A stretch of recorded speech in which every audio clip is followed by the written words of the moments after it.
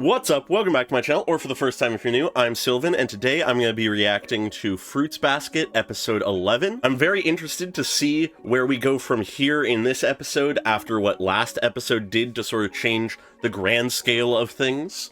So I'm not going to delay at all. Feel free to like and subscribe if you enjoy the video, leave a comment on your thoughts, and let's get into this. Alright, starting at school. Oh, final exams already, okay. Huh.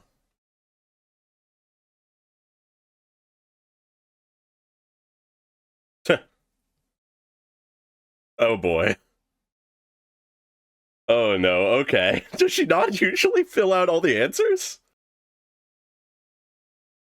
Okay.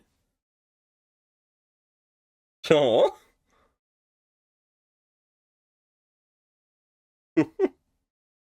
Oh, he's so fucking happy. Oh. Oh my god. Oh, I'm so curious. Oh no. What? Those work on people. Oh my god. You're not dumb.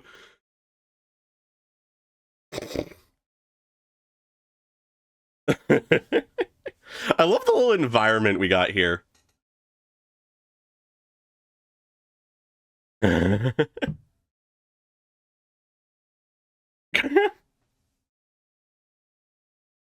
Oh my god. The Kyo slander. Oh, okay.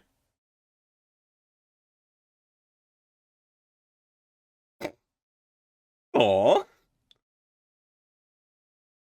Oh? Teacher asking her something?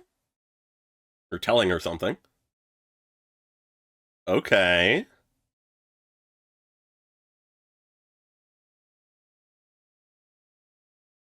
Uh... What? Okay. Interesting. Huh. What was that about? And why would it need her to take extra hours? Okay, so final exams are happening. So maybe something about, like, a vacation or something? But why would the homeroom teacher need to tell her something? I'm not sure. Either way, God, was that just a fun little opening. I love the dynamic of the class. Even just the essentially unnamed characters are fun.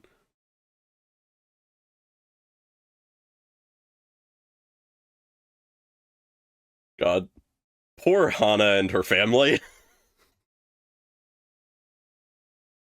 Doesn't matter to me how poorly she does on tests. She is one of the greats.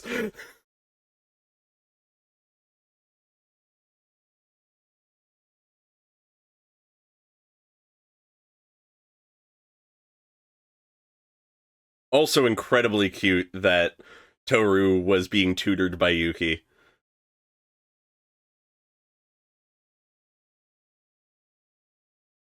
Also cute that Kyo was studying so hard, it seems. Just cute all around. Tends to be the case for this show.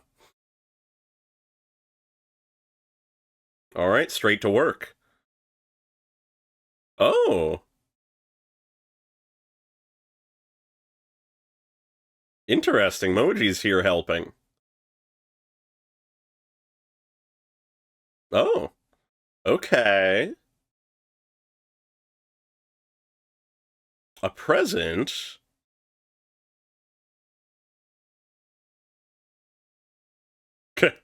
Of course.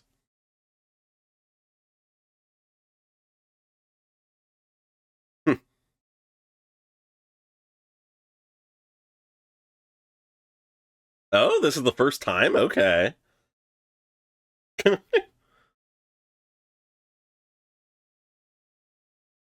Oh, god damn it.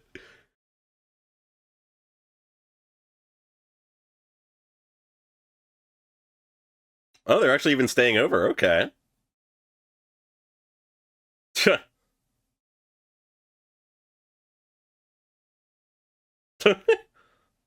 Ah, White Day. Okay. Oh, hot springs trip? Huh.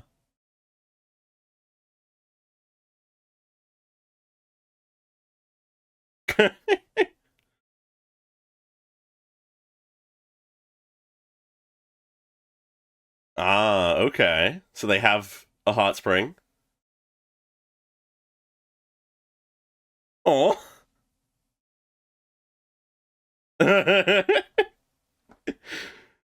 Yeah, you're not going overseas.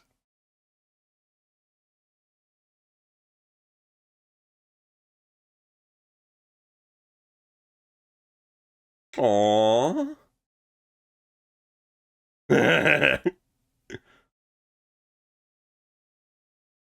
Aw, the little ears. Yo, okay.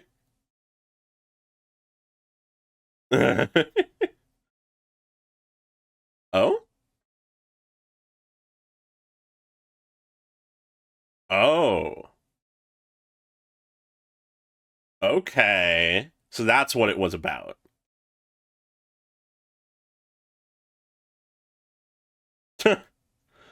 God damn it, Toru.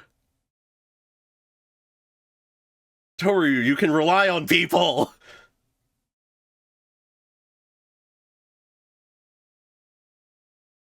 Yeah, that's what that was about.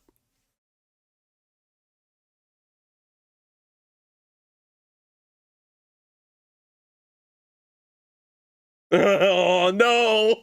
Oh no!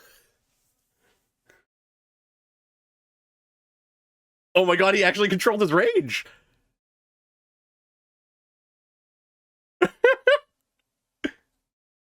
Wow! Kyo's learning!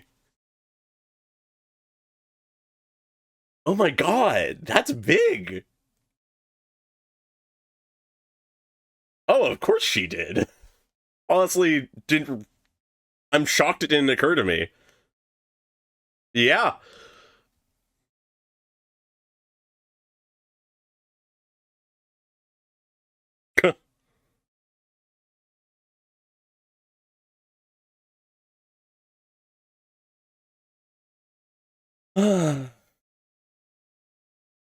Unfortunately, there is some truth to that without some help.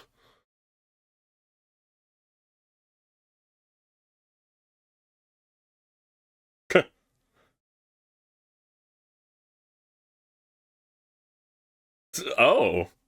Okay. Oh, I love the art style here.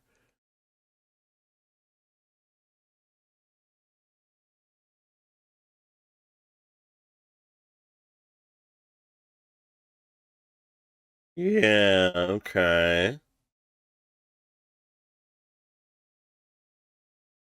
She believed them.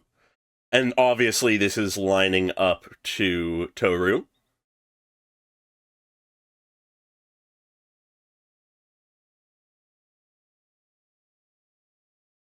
Okay. All right.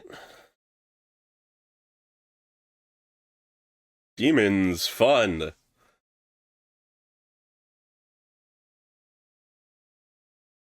I can't help but notice that these all resemble certain animals. Jesus Christ.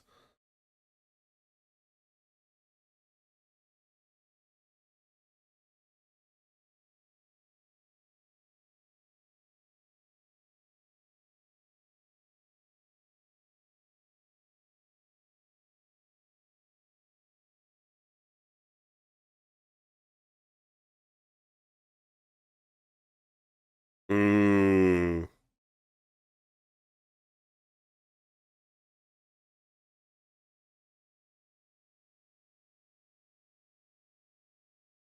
My god.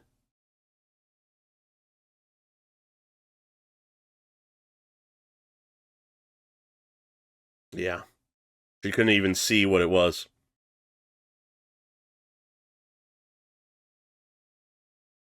Well, that's fucking depressing.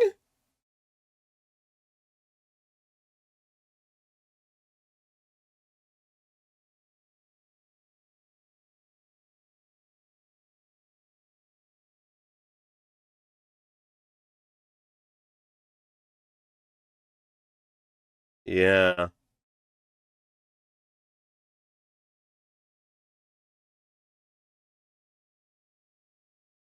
Oh yeah, no, that person is amazing. But oh my god, they need to be protected.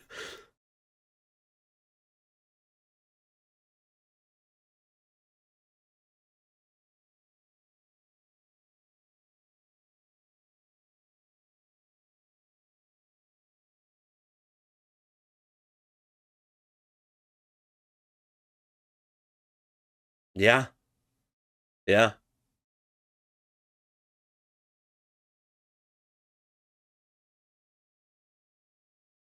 God.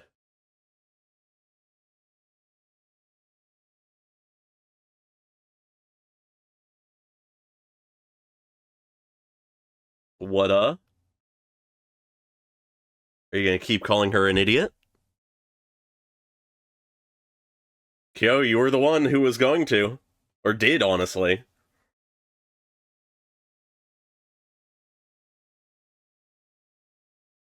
Aww. Aww. Oh my god. Yeah, yeah. Aww. Yeah, you're making her happy. Aww. Aww. Yeah, you're not an idiot. Just what am I gonna do with you? Oh my god, Momoji gets it.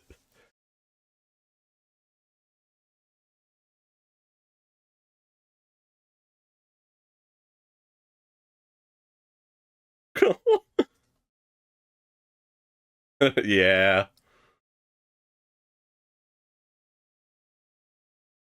Awesome. Oh, that's great. Okay. It literally is just the Soma hot spring. Okay. Ooh, nice.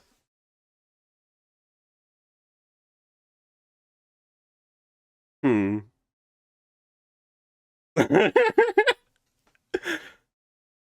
Oh my god. That is what? Uh what what?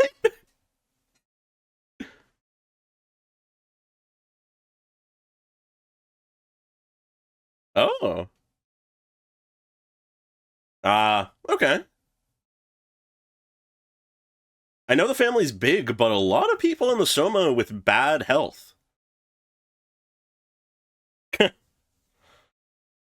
Oh my god. Probably not. But who knows?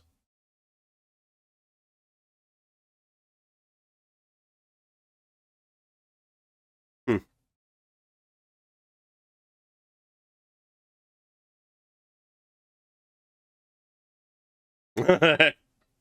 Of course. Okay, they're familiar with them.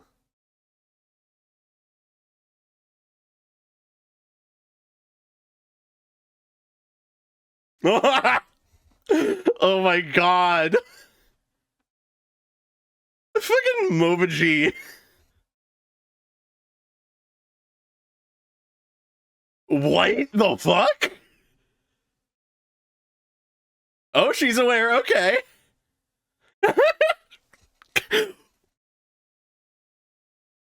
Yeah.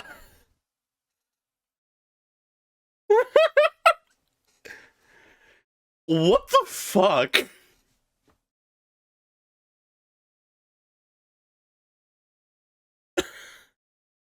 What is with Kyo and drawing the ire of all of the crazy people?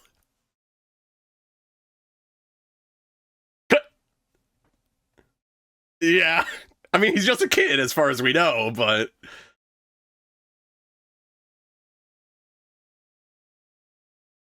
Oh? Drawing attention to that again. What?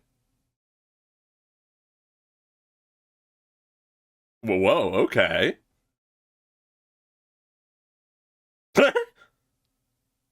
Yeah, he doesn't.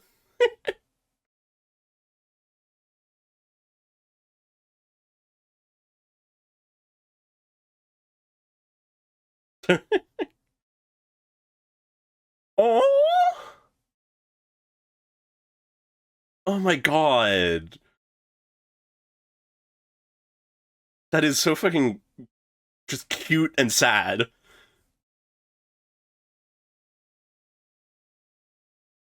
Yeah.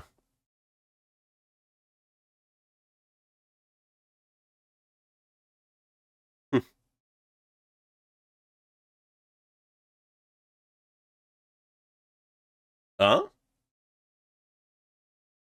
Ah. Okay, the mother of the monkey.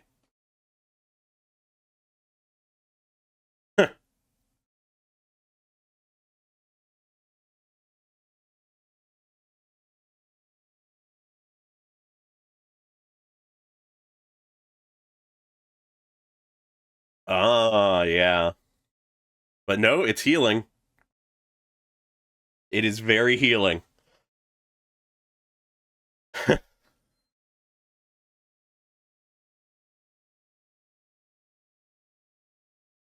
Okay. Huh.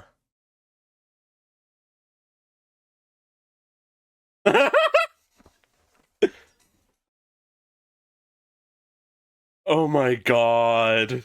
What?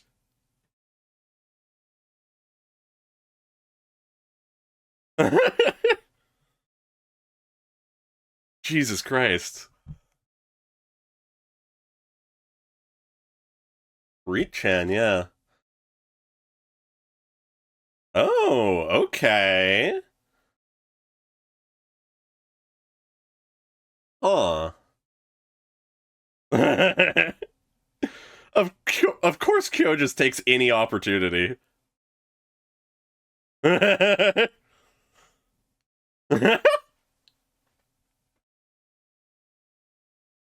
damn it, Kyo.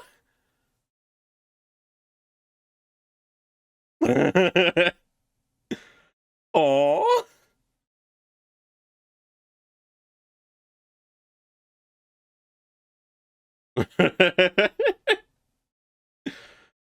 Oh. Oh.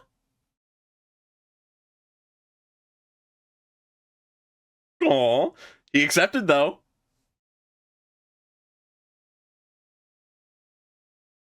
That seems like going easier. Oh no. Oh. He swung like a full second ahead of time. Yeah.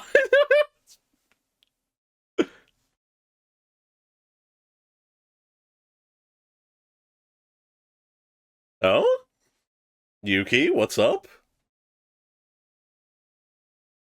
Oh?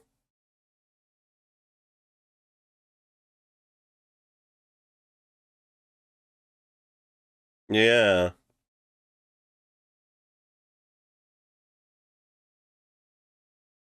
Oh? Oh,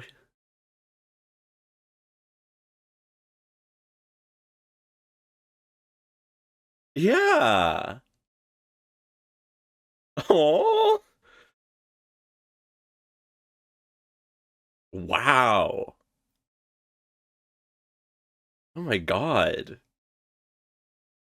That's a lot of growth on both of their ends. Kyo and Yuki.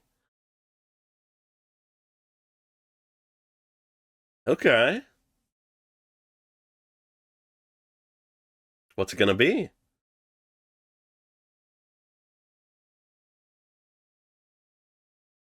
Hmm? Is it like a hair tie or something? Ooh. A little ribbon hair tie thing. Yeah, okay.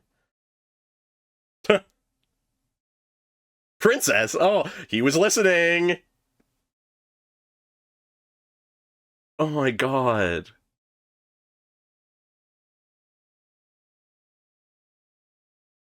Yo, Yuki!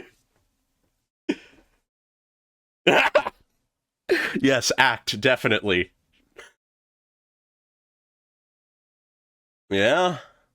And he called you a princess. Huh.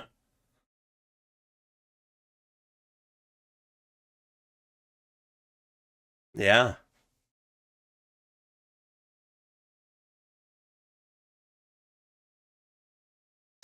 Momoji got his way in the end. Hmm. That's cute.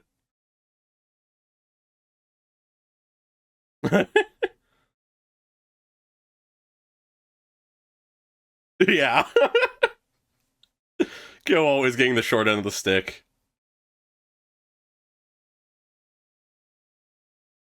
Oh?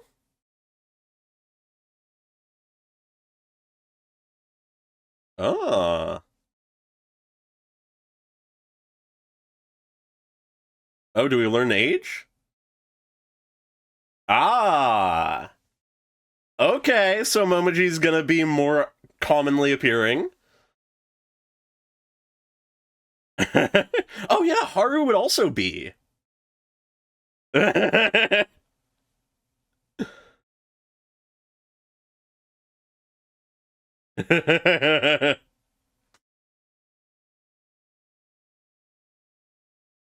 Yeah.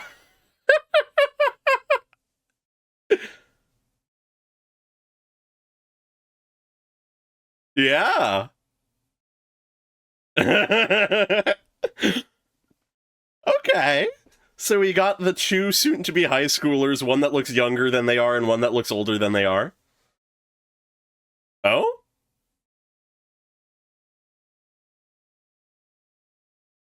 What the fuck? Oh my god, okay. This truly was a very fun episode. For the majority of the episode, I'd say it really was just having a fun time with the established characters we have. The opening of the episode, of course, was just that fun bit of banter between all of the characters in the class, before setting up a piece of what was going to happen later, being that Toru is behind on payments for her school trip, but if she can fucking accept any amount of help, she'll be fine and can pay it. And then the rest of the episode is largely spent on just Kyo, Yuki, Toru, and Momoji hanging out, going to the hot spring, being there, having fun to the best of their ability, that kind of thing. But there are some very pertinent moments sprinkled within. Two of the big ones being that both Kyo and Yuki had some major actual growth happening in this episode, or at the very least proof of their growth. For Kyo, it's the more understated of the two, but it is very notable. The first clear aspect of it is that he does not fully lose his temper when he realizes that Toru spent all of her money on the chocolates that she was giving everybody. First off, it's just a nice piece of continuity with last episode, but then also it, for Kyo specifically, is a major change, because at the very least with Toru, he is now capable of holding back, as it showed that meter on the side of the screen, just barely holding back from full rage. Rather than just yelling at Toru, calling her an idiot, anything like that, he managed to just hold on to that anger and just tell her, okay, you should take a bath now. I have emotions I need to get out that I cannot express in front of you. At which point, of course, he gets angry once she's gone, saying she's an idiot then. So he still is expressing these feelings and this opinion, but he's doing it in a way where he won't hurt her specifically. And there's even further growth with him, but I'm gonna actually save that for later because that has to do with the story that Momoji tells, and that I think is relevant to sort of take as its own thing. Meanwhile, for Yuki, it's much later in the episode, but it is hinted towards throughout the entire episode. There's this little bag that Yuki has that has been just sort of focused on a couple times in the episode prior to the point where it actually gets revealed what it is. So there's this question of what's going on there, but it does eventually get revealed that is a present for Toru from Yuki for White Day and as thanks for Valentine's Day, all that kind of stuff. So first off on that front, Yuki is clearly and explicitly showing that he cares about Toru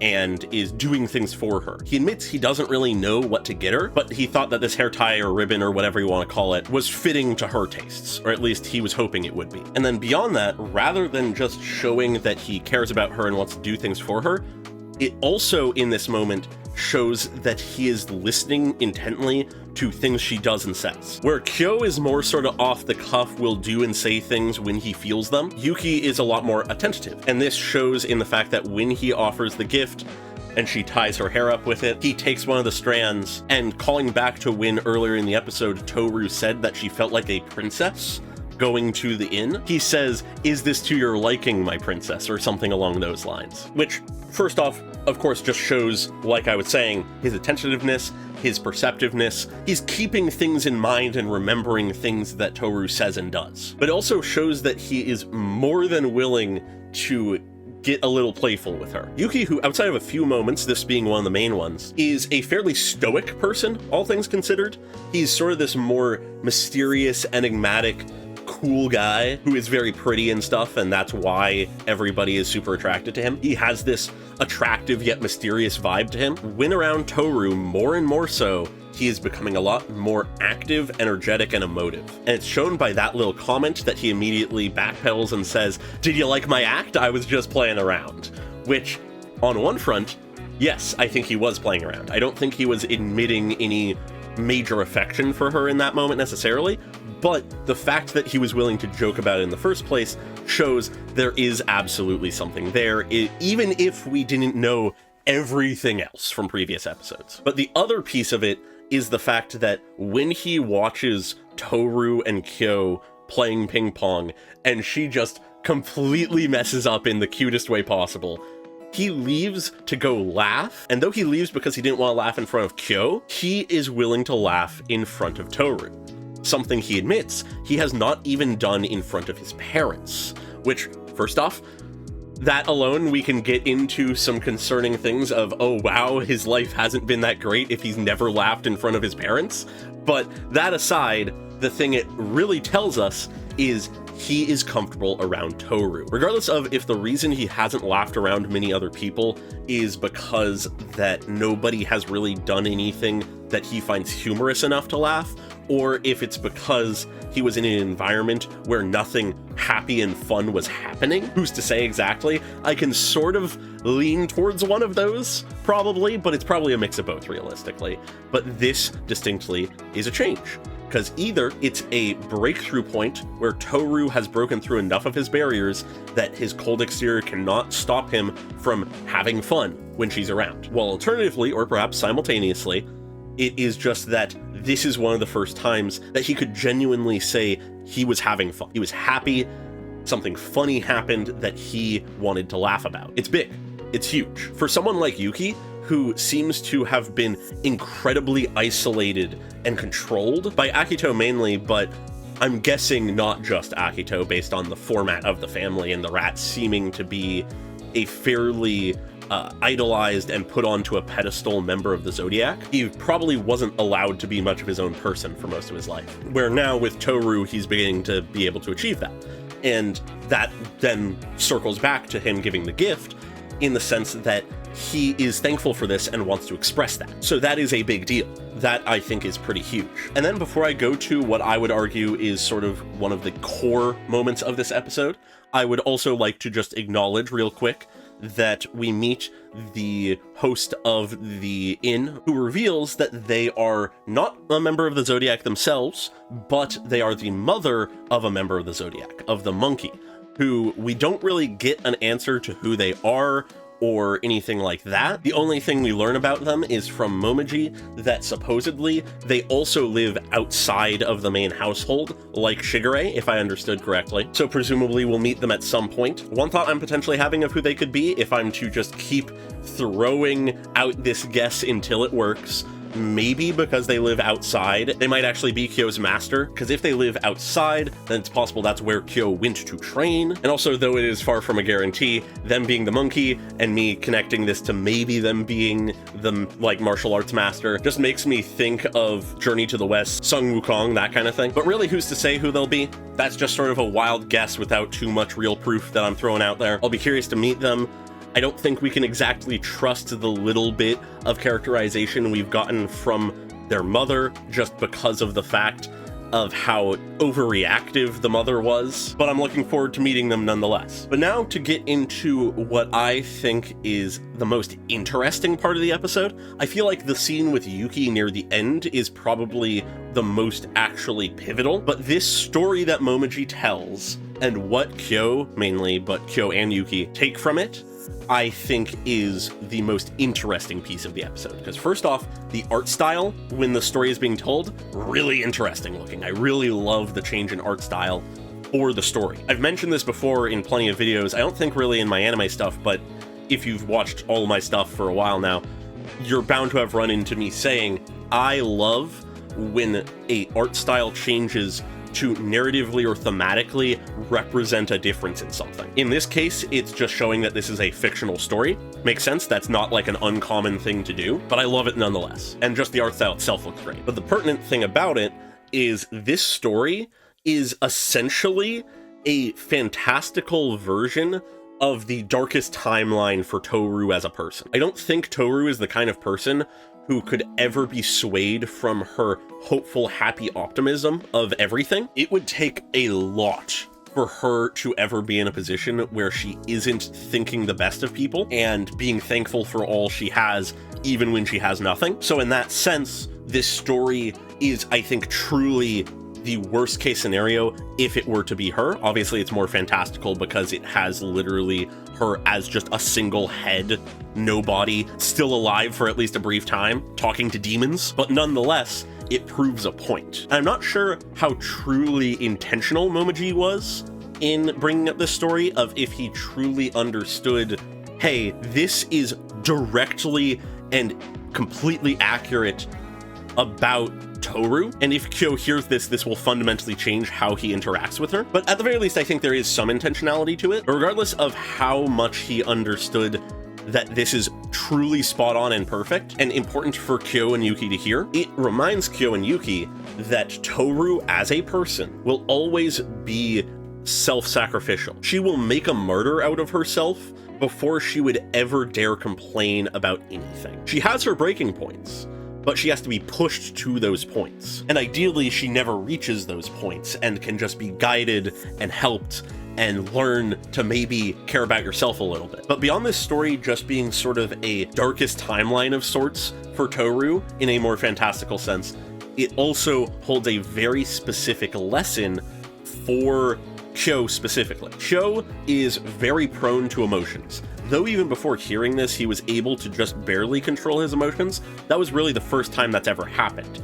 In the series so far, though he cares about Toru, if she does something stupid that screws herself over, he's gonna get angry about it and shout at her about it. He wants what's best for her, but he can't express that perfectly, and he's prone to doing it in ways that hurt her, at the very least temporarily. We had in this episode him almost calling her an idiot multiple times, and in previous episodes he has, I believe. Where now, having heard this story, Momiji specifically says, after we read this story in class, everybody said, wow, this girl's an idiot. She just gave away her entire life for nothing and was happy about it. But he didn't take it that way. He didn't think she was an idiot, just that she was a kind and optimistic person who believes and trusts people. And so because of that, he wouldn't call her an idiot ever, and thinks that that is a good person to have in the world that are like good people. And so it forces Kyo to process something about himself that he constantly is lashing out at people, even those he cares about,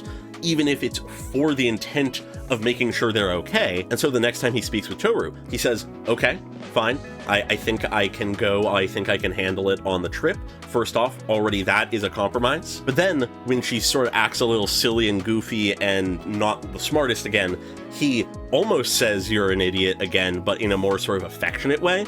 But then he stops himself again and says, "What am I going to do with you?" It's delivering the same message, but in a kinder way. And that is something for someone like Kyo, who is all passion and impulse, that is huge. He's learning to filter himself to not hurt the people he cares about, and in a way that also isn't restrictive to himself. And that's big. That is huge. But other than that, there's really only a couple more things I want to touch on for this episode, one of which being something that I've touched on before, but sort of want to bring up because this episode does, is the way that Toru thinks about her mother and expresses her feelings for her mother, and the way she treats the picture of her mother. In the first episode, we had her, when her stuff got buried in that one landslide, her desperately trying to dig up the picture of her mother, saying that she can't breathe under there, treating the picture as if it is her mother, which I've acknowledged is just incredibly clear proof of just unresolved trauma to all hell. But it comes up again here in a more understated way, in a way that doesn't feel as unhealthy. Obviously, it's still proof that she hasn't fully processed the passing of her mother. The fact that she is still trying to have new experiences with her mother, bring her mother along to things and do stuff with her despite her being gone, is something rough. It's not wrong, it's not inherently unhealthy, but it does tell us something about the way she is thinking about her mother. I am not an expert in this exact field. I am simultaneously not a psychologist or psychiatrist or anything professional like that, and I personally haven't experienced any loss of a family member this close to me before. So anything I'm saying here, take with a grain of salt, I will admit. But I think realistically, in actions like this, where she brings the picture of her mother in a Ziploc bag into the hot spring with her because she always sort of wanted to go to a hot spring with her mom, I feel like the thing that determines how healthy or unhealthy doing that is more in the intentionality, almost, more than the action itself. If she is doing it in a more symbolic way, of symbolically bringing this picture of her mother into the hot spring with her, so that in a more symbolic and emotional sense, this wish can be fulfilled, I think that is completely fine, completely healthy, nothing wrong with that. That is just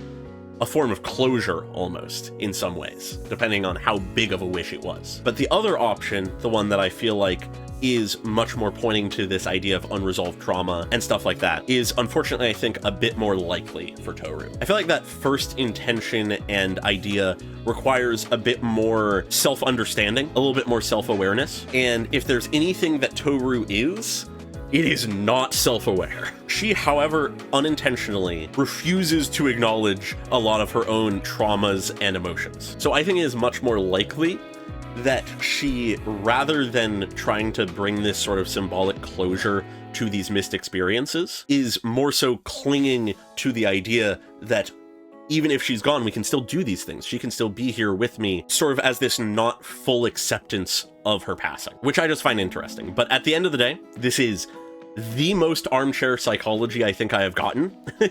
So I will just sort of leave it there, take it with a grain of salt. I just find it interesting. But other than that, I think the main other thing in the episode is just where we end, something that is being set up for the future.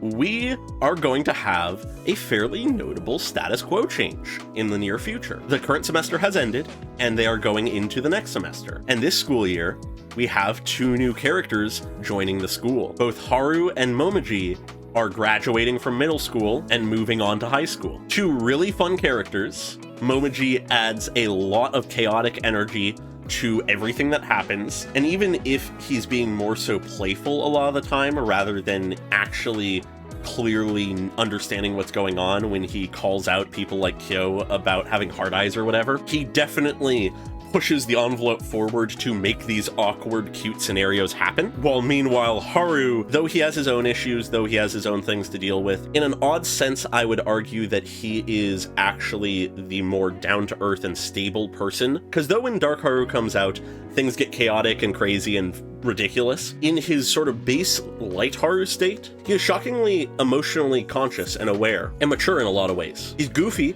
he gets lost easily, he's not necessarily the smartest, but he's not dumb, he's not stupid, but but he may not be the smartest. I do think he has some emotional intelligence, which I think could be very valuable to have him into the story a bit more as well. Obviously, these two are not in the same school year as Toru and everyone else, but they are now at the same school, so at times like between classes and at lunch, they easily all could end up hanging out potentially, which I think is neat. I think it's cool to sort of bring the cast a little bit tighter together again. But with that, I think I've largely sort of touched on everything. I'm absolutely continuing to keep an eye on Shigure, sort of try to see if I can pick out where his schemes are, because as far as we know, it's entirely possible that a lot of stuff that's going on is secretly his schemes and we just aren't seeing his machinations. But I'm keeping an eye out for him. Shigure is easily a very interesting character, if understated in that sense intentionally so. But other than that, I'm just enjoying how relationships are evolving, how characters are growing, all that kind of stuff, because it's going well, it's going good, and I'm really enjoying it. But with that, feel free to like and subscribe if you enjoyed the video, leave a comment on your thoughts, and I hope you all had a great day. Goodbye!